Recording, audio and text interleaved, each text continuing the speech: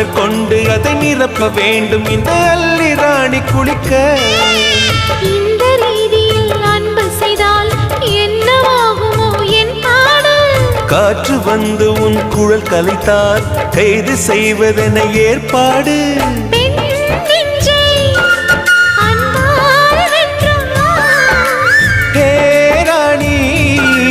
அந்த இந்திரலோகத்தில் நான் கொண்டு தருவேன் நான் ஒரு பூவீதம்.